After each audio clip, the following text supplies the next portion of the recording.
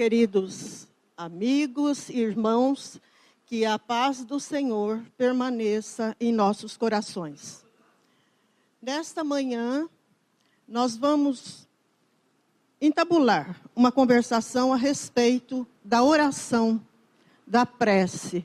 Um assunto que parece tão fácil de entender, que fala tão fundo ao nosso coração, mas existem algumas informações que cabem ser registradas sempre, porque a gente se esquece, nós, às vezes, permeamos por um caminho que nos deixa aturdidos, às vezes reclamando, lastimando alguns problemas e dificuldades pelas quais temos passado. E a doutrina espírita, como tantas outras, e a maioria delas, claro, de todas as denominações, enfatiza muito a necessidade de oração. Mas existem alguns equívocos quanto à maneira de orar. Uns acreditam que vale a pena repetir muito a oração, a fala, e até não seria mal, desde que nos concentrássemos naquilo que estamos fazendo. Mas este não é o melhor meio, justamente porque nos distraímos e, na verdade, Jesus deixou bem claro para nós que era necessário, sempre que necessário fosse para os nossos problemas e dificuldades, falar com Deus, com o coração, conversar com o Pai, como Ele fazia, em todos os momentos de maior dificuldade, não seria o termo, porque naturalmente Ele não a teria, mas da necessidade de um pouco de reflexão, de meditação, Ele se afastava das criaturas. Quando foi escolher os seus discípulos, foi a vez que Ele se afastou de todos e orou ao Pai. Falou com Deus, naturalmente, tudo aquilo de que Ele precisava e sentia.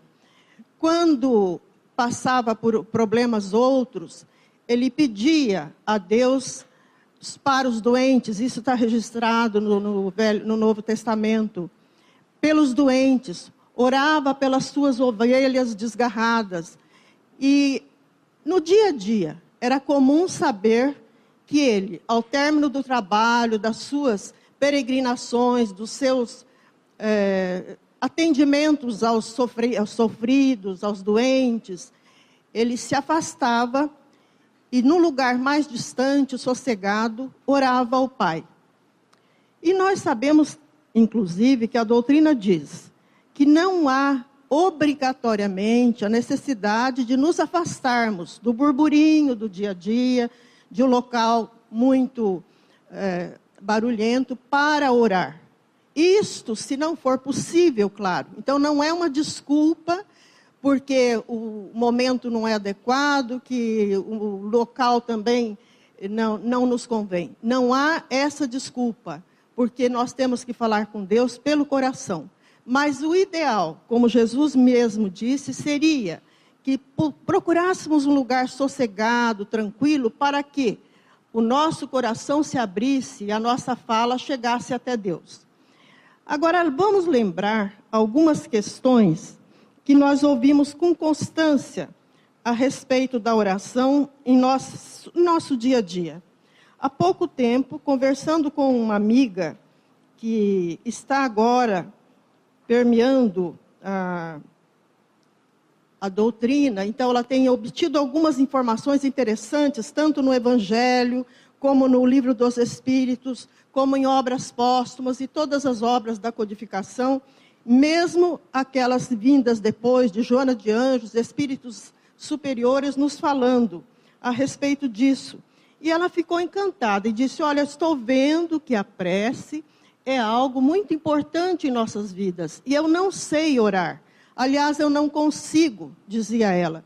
Sempre que me ponho a orar, de repente eu me vejo sem ação, sem palavras. Parece que minha fala não chega até Deus. Eu não consigo, como vocês dizem, abrir o coração e falar com Ele. E mais, eu não sei as palavras que digo. E aí nós sabemos que não existem palavras certas, palavras decoradas para falar com Deus. Nós precisamos abrir o nosso coração, o nosso sentimento e falar daquilo que sentimos, daquilo que necessitamos. E mais, se algum de nós, e isso é frequente, todos que já temos alguma jornada dentro da doutrina, nada disso nos privilegia, porque precisamos sempre estar recordando da eficácia da prece, como fazer. E aí nós lembramos que no Evangelho segundo o Espiritismo, especificamente nos capítulos 25 e 28, existem algumas orientações e depois alguns modelos de prece. Agora, sempre lembrando, não há necessidade de decorarmos essas palavras. Só que há momentos em que estamos tão desarvorados, com tanto problema, que seria interessante, por exemplo, existe prece para o momento de dormir, prece para os aflitos, prece para os desencarnados, prece para aquele que acha que haverá uma morte próxima em família. Então, nada nos impede de buscar aqui, no capítulo 28, algum modelo de prece para saber como falar com Deus. Nesse primeiro momento, talvez, e depois nós já conseguimos nos abrir e falar perfeitamente com Ele.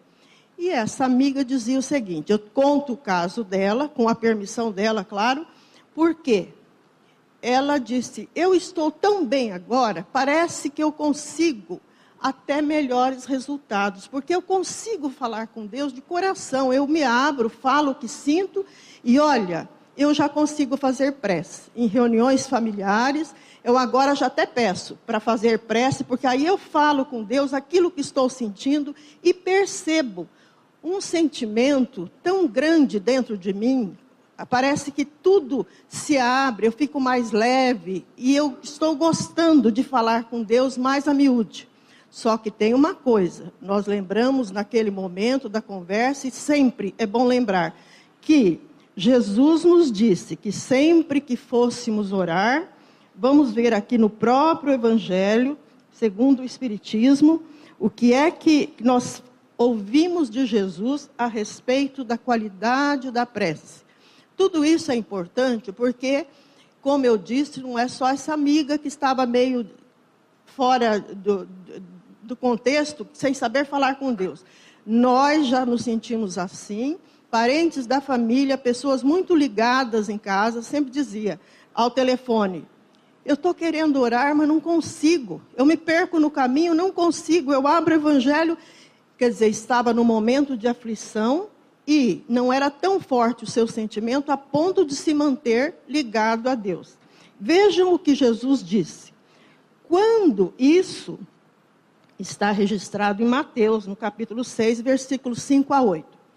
Quando orardes, não vos assemelheis aos hipócritas, que se comprazem em orar em pé nas sinagogas e nas esquinas das ruas para serem vistos pelos homens. Jesus falou certa feita que as pessoas que fazem questão de ser vistas orando, que batem no peito, que se acham importantes, essas podem ser hipócritas, porque estão querendo parecer ser o que não são. Então Jesus assim os chamou, porque se comprazem em orar em praça pública, nas esquinas, para se mostrar criaturas tementes a Deus, como se diz. Então, em verdade vos digo, eles já receberam sua recompensa. Mas quando quiserdes orar, entrai no vosso quarto e, estando fechada a porta, orai ao vosso Pai em segredo. Vosso Pai que vê o que se passa em segredo, vos recompensará. E ainda dizendo nesse mesmo trecho, não afeteis orar muito, muito, muito, com muitas palavras, sem fim. Não é necessário orar muito em vossas preces, como fazem os gentios, que pensam ser pela multidão de palavras que serão atendidos. Não vos torneis, pois, semelhantes a eles, porque vosso Pai sabe do que necessitais antes de pedirdes. E a gente ouve muita gente falando, não vou orar não, Deus já sabe que eu preciso, será que eu preciso orar? Ele já me conhece, já sabe os meus problemas, meus defeitos. Essa é uma pergunta muito uma fala muito constante das pessoas, até nós já pensamos assim, mas para que orar, pedir? Deus já me conhece, já sabe, sou seu filho desde outrora. Precisa orar? Na verdade, o Espiritismo mostra, e acho que todas as outras denominações religiosas têm essa preocupação de mostrar que a oração, o ato de orar, é um caminho que nós encetamos para falar com Deus, para chegar até Ele. Nós é que precisamos abrir as portas para que Ele nos atenda. É claro que Ele está nos vendo. A literatura espírita mostra inúmeros casos. Em André Luiz nós vimos isso com constância, de criaturas que não conseguem, estão sempre fechadas, não conseguem receber ajuda. O próprio André Luiz tinha lá a ajuda dos espíritos amigos quando desencarnou, lembram? Em nosso lar nós vimos lá registrado. Ele queria ajuda, pedia, chorava, estava em desespero, ficou por lá 8 anos sofrendo e não conseguia ajuda, apesar de ter espíritos encaminhados, inclusive por sua mãe, espírito de luz, para ajudá-lo. E ele não conseguia receber ajuda, porque não conseguia se abrir, não conseguia falar com Deus, até que o sofrimento foi tal que ele falou, é possível que haja uma força superior. Eu nem sei se existe esse Deus que falam, mas afinal, se há uma força tão grande que me afeta, que me faz sofrer, essa mesma força há de me ajudar, há de me amparar. Chorou muito, pediu ajuda e recebeu no momento. Inclusive, Clarencio estava ali, nós vimos no filme, Nosso Lar, e também no livro muito bem descrito, o fato de que os espíritos estavam ali, e no momento em que ele se abriu, recebeu ajuda. Isso é muito frequente como informação nas obras espíritas. E lembrando a propósito, um pintor muito famoso, Roland Hunt, H-U-N-T, era um pintor renomado, e certa feita, um dos seus quadros estava em exposição, as pessoas foram ver, muito bonito, e ele registrava uma porta fechada, e Jesus chegando com uma lanterna nas mãos, porque era escuro, naturalmente querendo adentrar a porta. E alguém olhando a exposição disse para ele, que estava ali, para o pintor, Senhor Hunt, o senhor se esqueceu de uma coisa, da maçaneta da porta. Não está terminado o quadro, não é? Ele disse, não, esta porta representa o coração humano. Ela não tem chave, não tem fechadura. Haverá de abrir quem está por dentro. A gente abre de dentro para fora. Jesus estava ali, de lanterna em punho, querendo entrar. Não conseguia porque a pessoa não abria a porta. É isso que nós temos feito em nossas vidas. Nós nos fechamos a Deus buscando quimeras pela vida fora, nos agarrando às facilidades do mundo, à glória, à fama, ao dinheiro, enfim, há tanta coisa que é supérflua e não tão necessário, esquecendo-nos do principal, que é o amor íntimo. Jesus disse, o reino de Deus está dentro de vós. Não era para a gente ficar procurando exteriormente. Agora, é claro, para não ficar sem completar uma informação importante, que nós temos sim que buscar o sucesso profissional, buscar o dinheiro para que possamos sobreviver, dar subsistência à nossa família, ter uma vida digna. Mas o que é que temos feito? Sempre com exagero, procurando sempre o supérfluo. Nós não nos contentamos nunca com o que temos. Isso quase que sem exceção. Sempre queremos mais. É claro que diz respeito à nossa condição de espírito imperfeito, em crescimento, em progresso. Por isso que estamos aqui, nesta manhã, tentando lembrar as palavras de Jesus e tentando nos abrir um pouco mais a Deus, porque problemas os temos. Com ou sem outras facilidades, todos temos aflições, problemas tantos que nos atinam dia a dia. Outra palavra de Jesus que é importante a respeito da prece, já num segundo momento, era isso que nós estávamos falando antes de ler a primeira parte, em que ele diz que é preciso buscar um lugar de preferência, mais tranquilo para orar. Não sendo em público para bater no peito, para nos expor, Às vezes é em público porque eu não tenho outro lugar, mas nem por isso eu preciso gritar e mostrar que eu sou uma criatura que sabe orar, que fala com Deus. Em outro momento, em Marcos, no capítulo 11, versículos 25 e 26, Jesus ainda fala, olha que importante, quando vos apresentais para orar, se tendes alguma coisa contra alguém, perdoai-lhe, a fim de que vosso Pai que está nos céus, perdoe também os vossos pecados. Se vós não perdoais, vosso Pai que está nos céus não vos perdoará também os vossos pecados. Isso aqui não é novo para nós, né?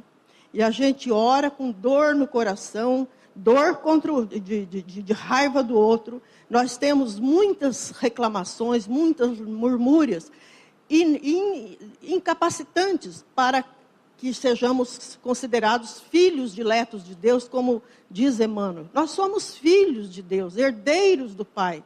E como é que estamos nos procedendo assim, querendo falar com Ele com ódio no coração, com mágoa, com ressentimentos, com ganância, com orgulho, que é o pior dos vícios, muito egoísmo.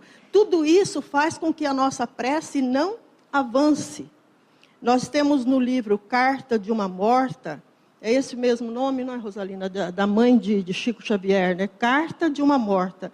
Certa feita, lendo um livro muito interessante, em que ela mostra espírito desencarnado, algumas coisas, e a respeito da seleção das preces, estava ela fazendo parte de um grupo de seleção de preces lá do outro lado, e ela disse assim, tem algumas preces que param, isso aqui não é o caso de conversarmos agora, porque é um assunto que demanda mais conversa, mais estudo, mais reflexão, mas as nossas preces são fonte geradoras de vibrações positivas ou negativas, claro, dependendo daquilo que emanamos. E essas preces se reúnem num conjunto de fontes luminosas. Nós temos livros que nos mostram claramente como se processa isso. E ela diz o seguinte, essas preces chegam até essa região, espíritos evoluídos vão selecionando as preces para atendimento, porque somos todos, e esses mais que ninguém, cooperadores de Deus nessa obra. E ela diz, tem algumas preces que passam aqui como um foguete. Se ela não falou isso, mas seria como um cometa luminoso, que vai para cima, vai direto. E nós vemos André Luiz e outros espíritos de luz dizendo para nós que a prece realmente que sai do coração tem essa conformação. Ela vai em sentido vertical e até apontar como uma agulha. Ela sobe, vai subindo e vai embora, a gente só vê a agulha lá no fundo.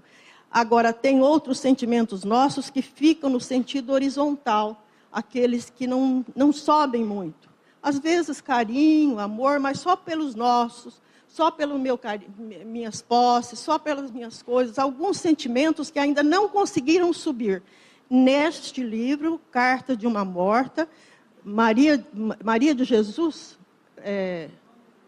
Maria João de Deus, a mãe de Chico Xavier, desencarnada, depois de ter passado anos não de sofrimento, mas de se readaptando no mundo espiritual, passou a ajudar a trabalhar, e ela diz, nós lemos isso em Bezerra de Menezes e muitos outros, Filomeno de Miranda também nos fala, algumas preces vão como um foguete, nós brincamos isso a respeito disso, mas é verdade. Pois bem, se nós estamos com o coração oprimido, com preguiça, com raiva, lastimando o nosso sofrimento, nossos problemas, a nossa prece não chega até o alto.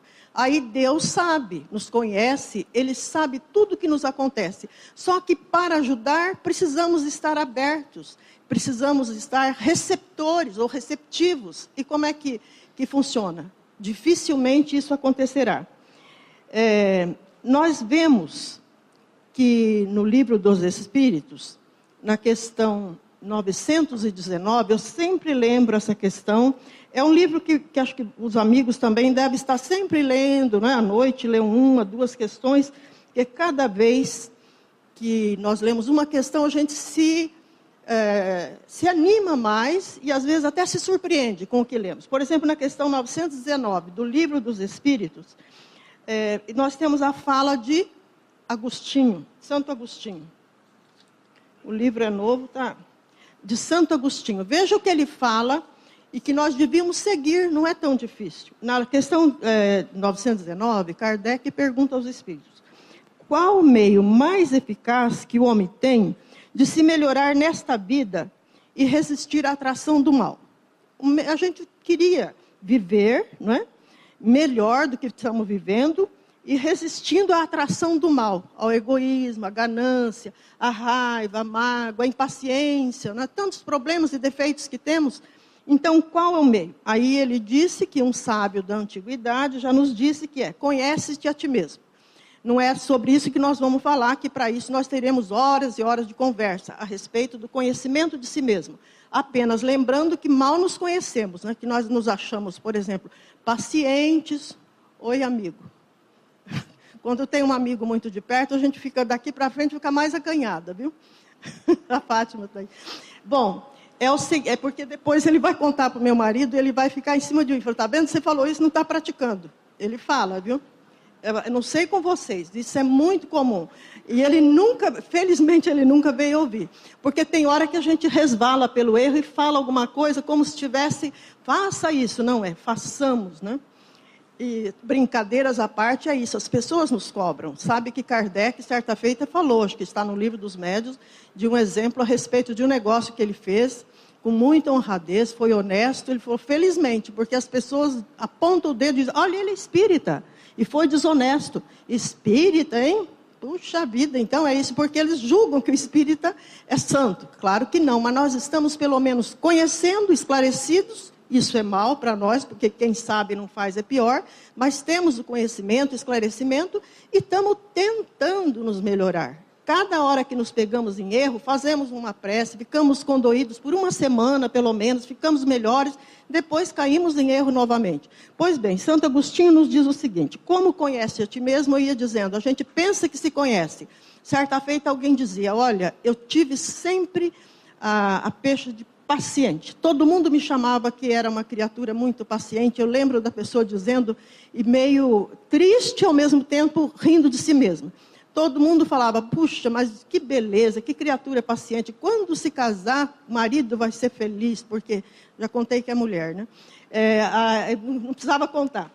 Que vai ser uma felicidade, porque é criatura boa, paciente. Os anos foram se passando, e aí a gente ouviu de alguém da família: paciente? Que nada. Na verdade, ela não é paciente coisa nenhuma. Perdeu a paciência, imagina, tão boa que era, tão compreensiva, acabou, perdeu a paciência. Aí o Espiritismo mostra que nós não perdemos coisa nenhuma, é que não tínhamos. Pensávamos que éramos, né, ou paciente, ou compreensivo, ou trabalhadores, né? Mas não, isso nos faltava, eram apenas alguns laivos daquela qualidade, daquela virtude que não estava ainda firme em nós. Então, nós temos que nos conhecer, procurar saber se temos já aquelas qualidades necessárias que Jesus espera de nós. E Deus, nosso Pai, porque afinal Ele quer que esse mundo melhore, está esperando que cada um de nós faça a sua parte para que o mundo melhore, o Brasil seja um país melhor, mas depende de nós, ou Ele vem, está nos livros assim. Será que Deus vai descer aqui na Terra e vai melhorar esse mundo? Vai precisar dele vir aqui com um séquito de espíritos iluminados, Jesus e mais uma meia dúzia aqui para melhorar? Não, não tem cabimento. É nós que temos que melhorar a nossa casa. E Ele espera isso de nós.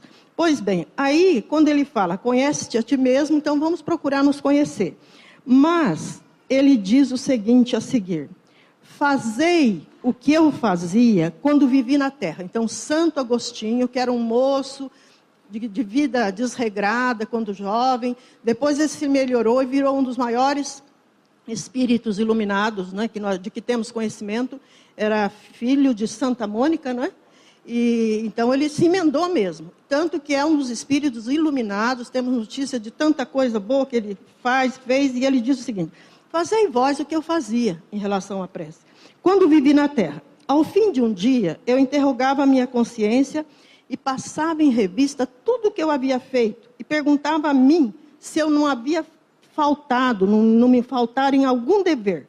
Se ninguém tinha motivo de se queixar de mim. Isso ele fazia à noite, toda noite. Então, ele passava em revista a sua consciência, tudo que tinha feito, se ele faltou em algum dever, se ele foi desonesto em alguma coisa, se ele falou alto com alguém, porque nos livros André Luiz fala muito, Emmanuel, não grite com ninguém, não fale alto. E a gente põe a cabeça lá debaixo da cama, né, e fica por uns dias meio envergonhado. Então, a começar daí, o que é que nós fizemos? Bom, esse de gritar é muito simples, mas não seja desonesto, porque a gente fala, é muito fácil, muito simples de nos emendar. Não seja desonesto, não seja tão egoísta, trabalhe pelo próximo. Então, essas coisas, ele via que não tinha feito, então ele procurava se emendar no dia seguinte. Alguém tem motivo de se queixar de mim? Nossa, se a gente fizer essa pergunta, fica arrepiado, né? Foi assim que eu cheguei a me conhecer e a ver que em mim precisava reforma.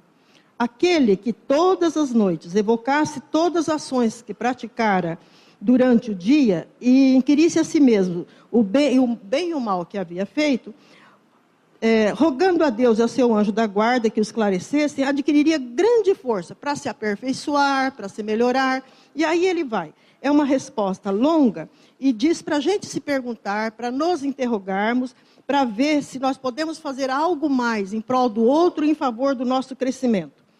Pois bem, minha gente, 919, vai longe essa questão. Em outros momentos, outros espíritos falam a mesma coisa. Pare um pouco, quando você se pegou em erro, afaste-se um pouco, peça a ajuda de Deus, se possível faça uma prece, inclusive a do Pai Nosso, que Jesus nos ensinou, que está muito próximo de nós. E essa é uma decorada, mas não deve ser falada de forma repetitiva, sem pensar. Vamos pensar em cada frase.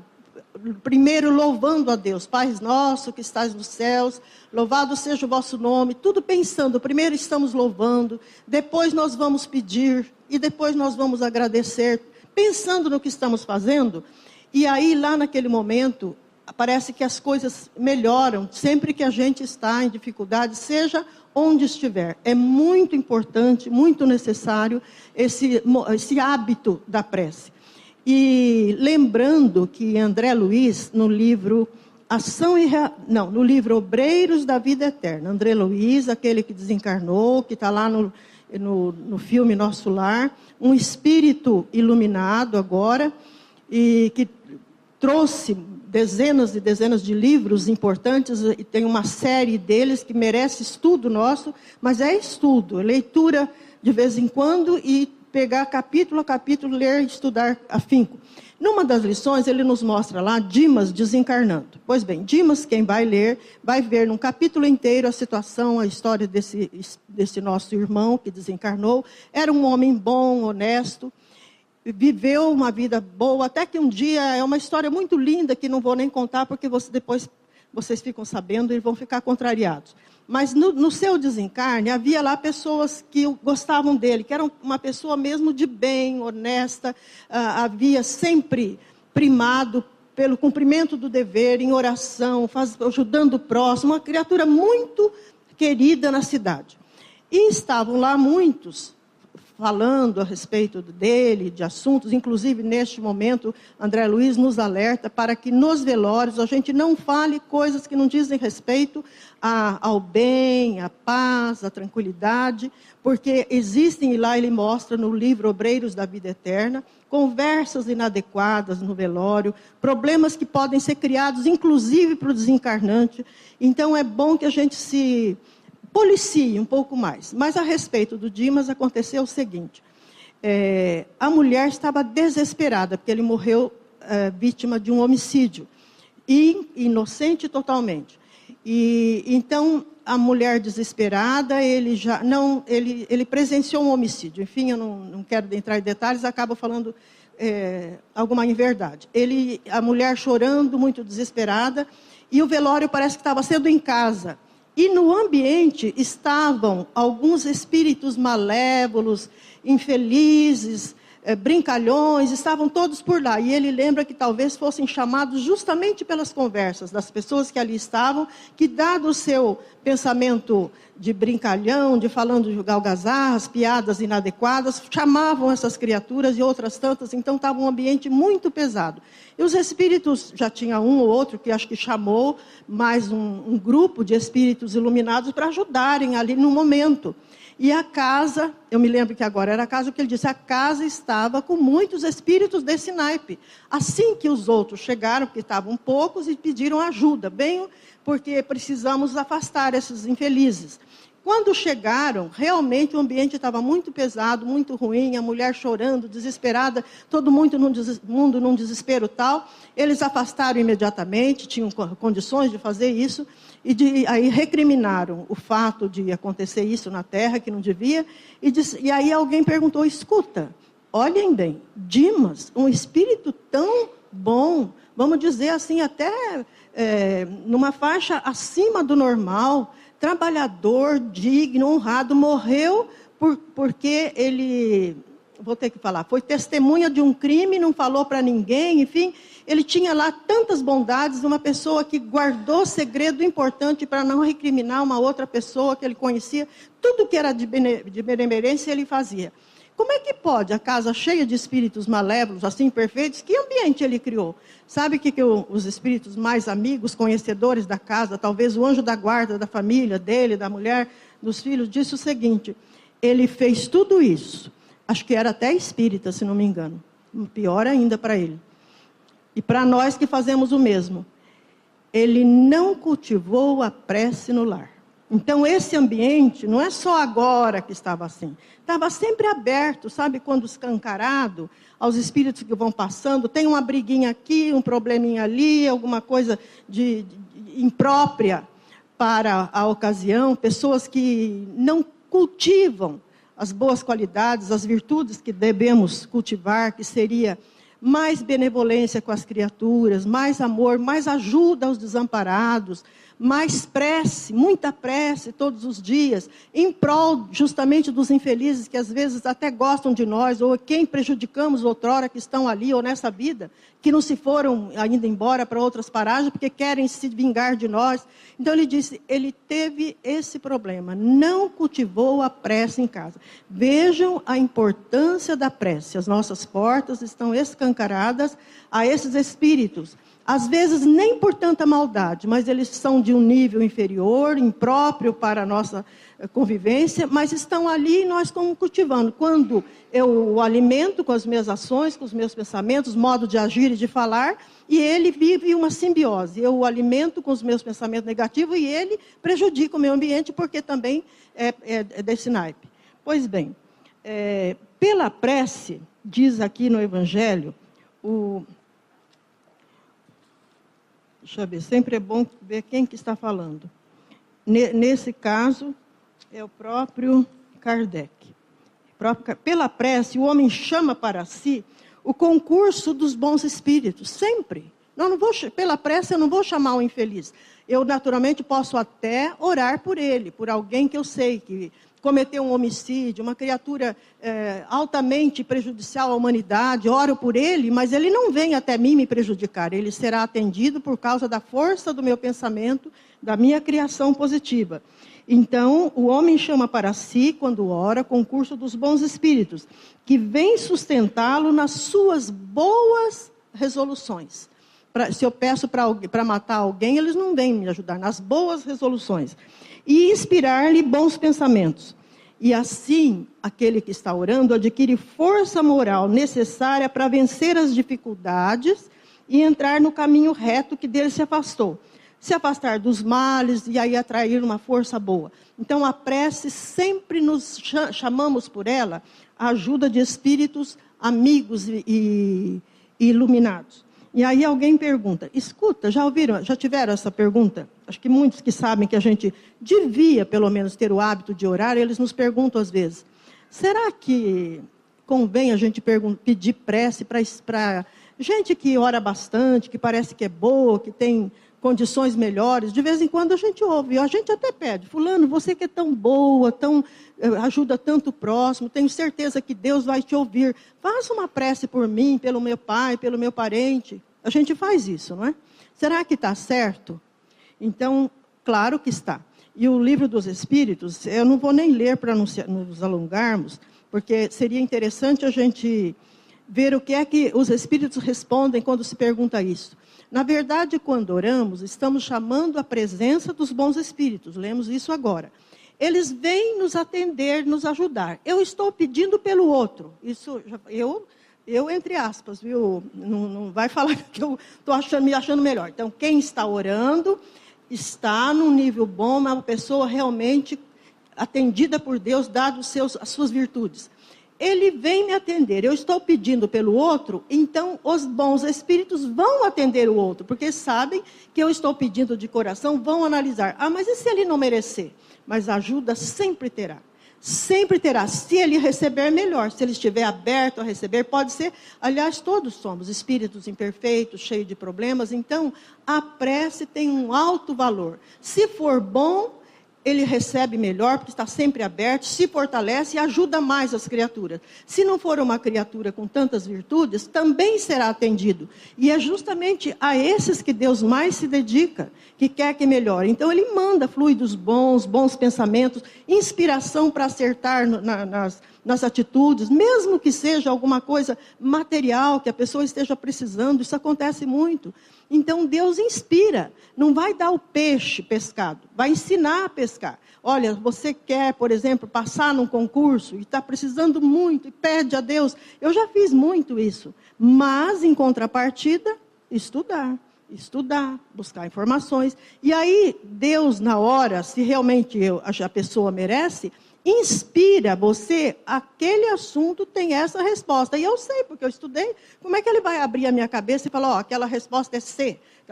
Isso no caso do concurso. Em outras situações também, como é que Deus vai nos ajudar se eu não tenho cabedal para isso? Ele vai me inspirar. O que ele faz, as nossas preces sempre são atendidas nesse sentido, de nos amparar em inspiração, em força, em coragem, em tirar a dor, a impaciência, a lamentação, se eu estou sofrendo muito. Aí à noite, através do sono, o meu espírito se afasta do corpo e é atendido por espíritos iluminados que vêm me explicar. Você está com esse parente doente, ou você está com essa doença. É um karma necessário, um resgate que tem que ser realmente realizado. Mas tenha paciência, tenha fé em Deus. Se ele tirar essa doença agora, você não paga a sua dívida.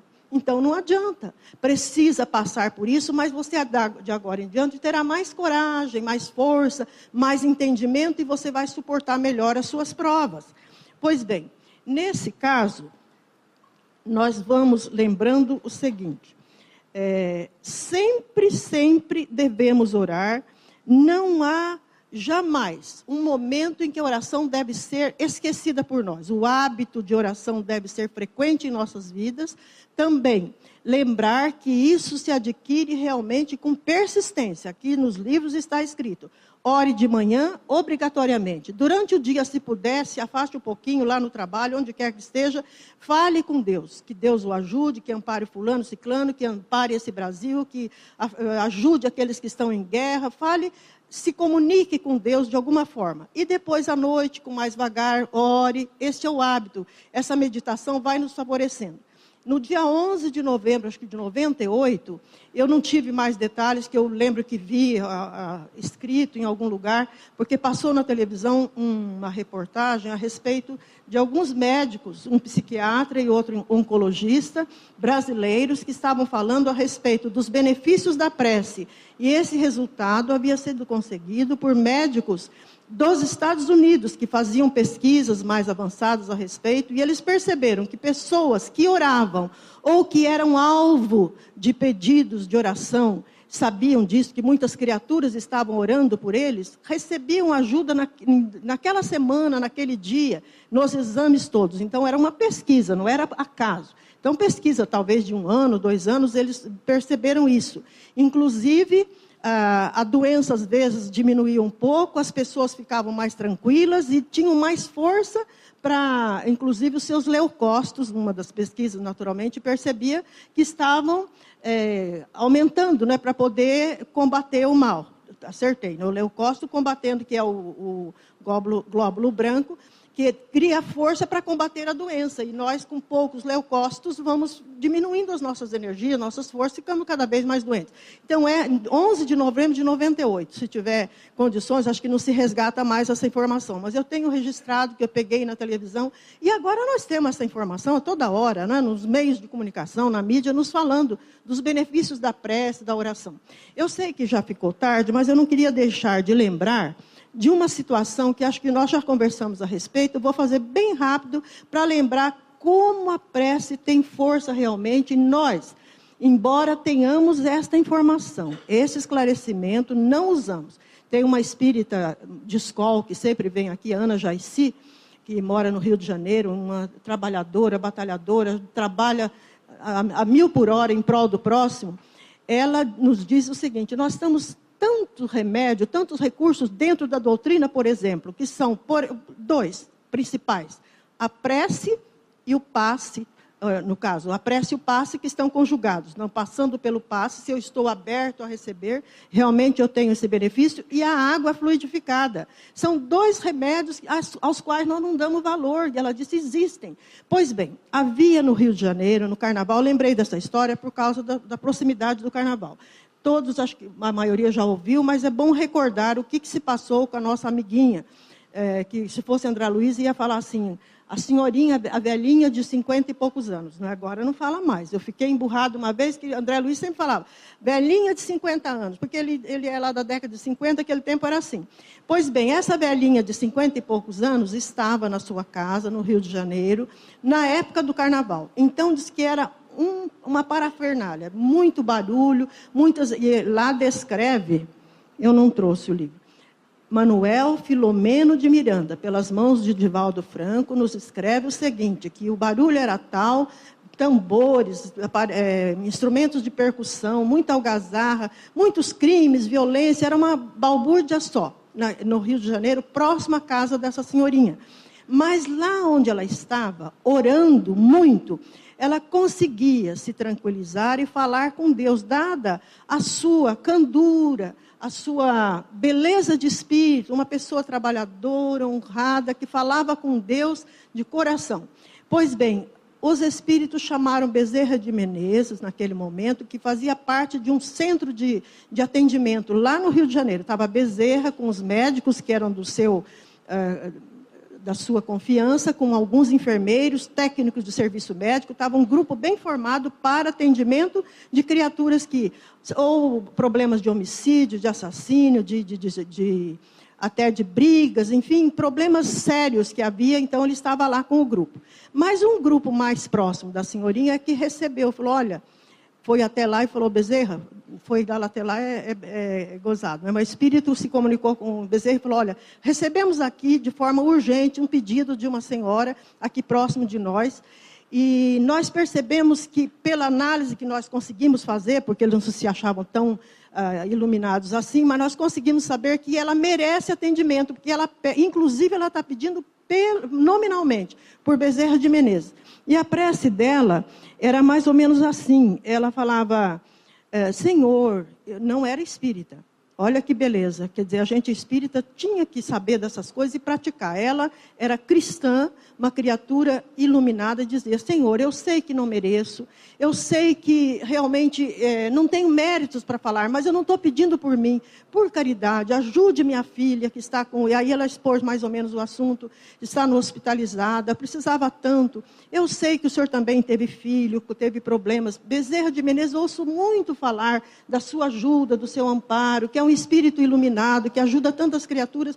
Me ampare, me ajude com as palavras lindas, que eu gostaria até de falar as palavras dela, para ver a emoção que a gente sente diante daquele pedido, de coração, feito de forma simples, nada decorado, nada repetitivo. Então, ela falou muito com Bezerra de Menezes. Então, como ela falava com ele, e dali ela saía uma luz, um pedido muito forte. O espírito recebeu esse pedido de prece, tem lá, ele diz, um centro de seleção de prece. Lembro da carta de uma morta, lá da mãe do Chico? Então, tinha aqui no Rio de Janeiro um grupo selecionando as preces que precisavam de ajuda mais próxima. Aí, então, eles dizem, os casos mais urgentes atendia na hora. Aqueles que não eram, davam um passe, encaminhava para o atendimento do hospital, porque chama aí o policial, né, inspira o policial para vir atender. Ou então, alguém da ambulância, enfim, está passando por ali. Eles fazem esses atendimentos. Os mais urgentes iam atendimento diferente. Chegaram na casa da mulher, aí ele fala, uma velhinha, não fala velhinha não, é André Luiz que fala, uma senhorinha de 50 e poucos anos, cabelinho branco, muito miudinha, muito murchinha, de sofrimento, ajoelhada, mas, ao adentrar a casa, olha que interessante e que bonito, a casa tinha um ambiente agradável, não havia ali espírito malévolo, infeliz nenhum.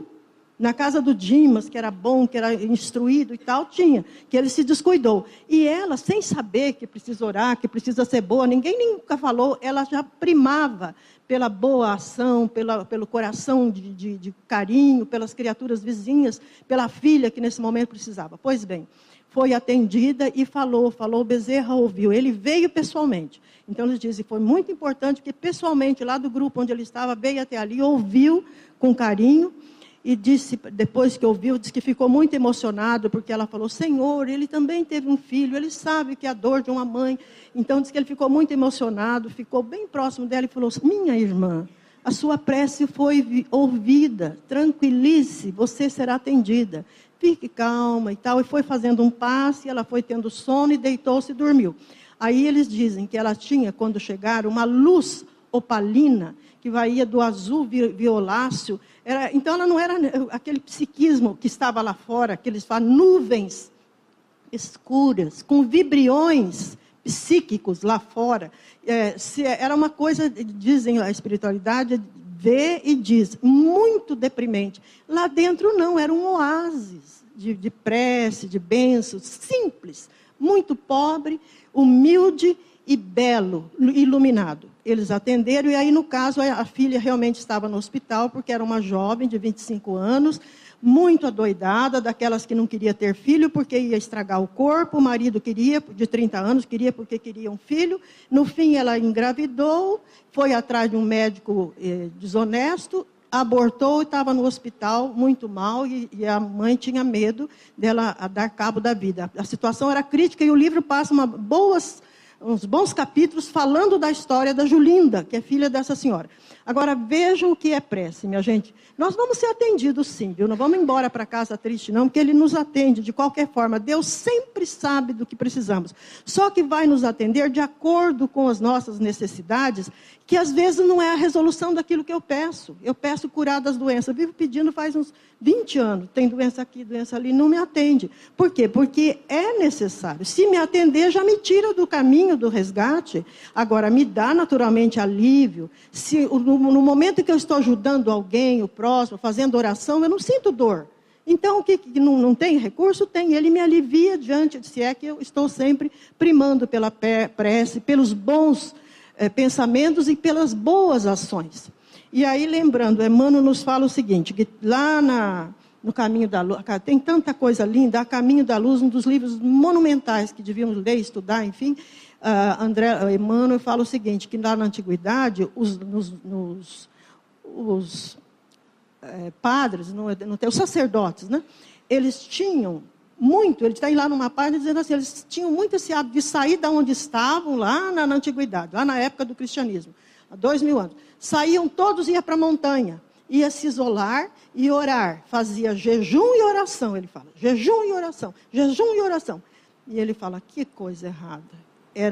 Se afastavam das ações, das dificuldades, dos problemas, da ajuda aos seus... como é que fala quando vai à igreja lá? A gente não tem isso. Mas, enfim, aqueles que seguiam a igreja, né? seus fiéis, não é? Se afastavam dos seus fiéis para poder ir lá se descansar, ir longe do burburinho. Não, eu tenho que orar, eu sou santo. Então, aí ele fala num outro livro o seguinte, que, na verdade, nenhuma dívida vai ser saldada se eu fico bajulando o credor. Mas eu achei tão interessante, eu tenho uma dívida alta com o credor. Eu fico bajulando ele, orando, falando, jejuando e orando o credor. Ele vai perdoar a minha dívida? Nem o homem perdoa. Agora Deus vai ter o impropério de perdoar a minha dívida de tanto eu orar lá longe no monastério? Então, minha gente, ele fala, não se esconda das ruas, das dificuldades, dos problemas dentro de casa. As pessoas que ali estão, Deus as colocou para que você as ajude a se lapidarem. Não fica reclamando do filho, do marido, da esposa, do parente, do cunhado. Essas criaturas estão conosco porque precisamos nos entender, nos amar. Enquanto não houver amor entre nós, não haverá esse distanciamento. E quando houver possibilidade de nos distanciar, aí nós não vamos querer, porque nós já amamos essas pessoas, então seremos todos irmãos como Deus quer. Que Deus nos ampare e ilumine sempre e oremos sempre. Assim seja.